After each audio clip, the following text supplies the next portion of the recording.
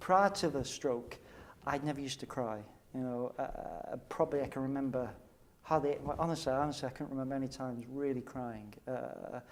After the stroke, I was just I would cry anywhere, at the most embarrassing times as well. So you would just burst out crying for no reason. And again, that was explained by the psychologist why I was doing that. And there's a word which I can't remember, but describe. Mobility? Yeah, absolutely. Yeah, it's one of those things that happens when you've had a stroke, and so that again is.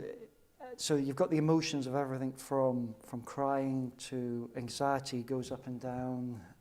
You do get very down initially, and your emotions are all over the place. And I can remember one session that I had with a psychologist, which kind of just brought everything together to understand again emotionally why I was all over the place.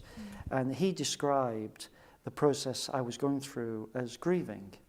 And I can remember bursting out crying in the session with him at that point when he described that, because what he was saying was that an old part of Neil had gone. And that old part was when he was a chief executive and he did all these things and so forth and used to travel and all those sort of stuff. Well, the stroke stopped all of that. And when that happens, he described it as grieving, as a part gone. And it's absolutely right. And he said, look, and this was probably about a year and a half or 2 years after the stroke. And he said, I have no idea when that's going to finish, but you're going through the process of grieving. And that was absolutely right. And when I understood that, I think it probably allowed me at one point, I can't remember exactly when it was to get to the point of acceptance. Because for the first year, 2 years, you get very angry, you get very down, you get emotionally a wreck, as I talked about that. You can't understand what's going on with you. And that has big effects with you and also with your family and friends and so forth.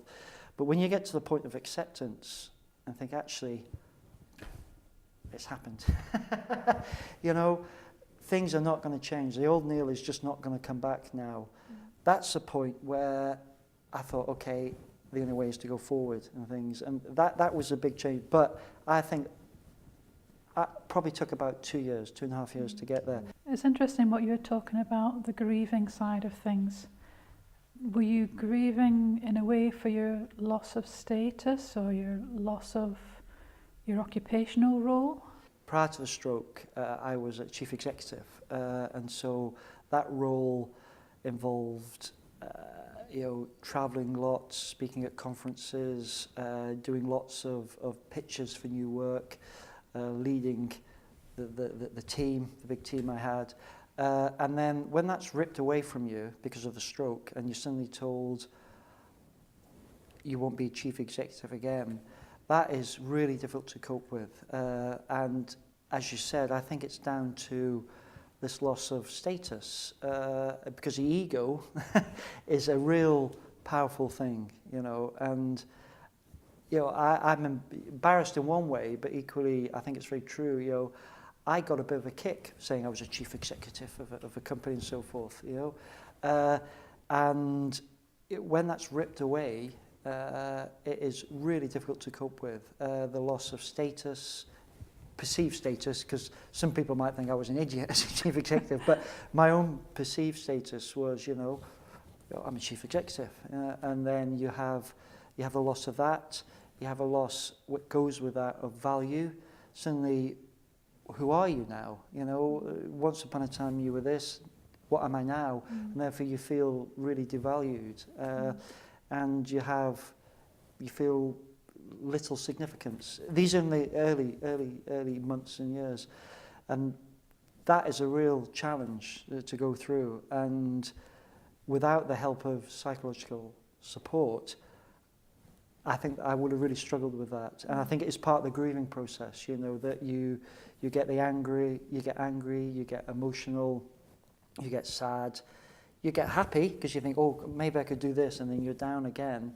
And then you start to realize what am I going to do? You know, and that whole process is part of the grieving, I think, and you need to go through all of that to get to the point of acceptance. And you think, actually, okay, I'm not going to be chief executive again, but I can still get value, I can still get status in other areas. Maybe it hasn't got the badge any longer, but there's other things I will now be able to do. And that's exactly what happened. But that took about 2 years to get through that, I would say.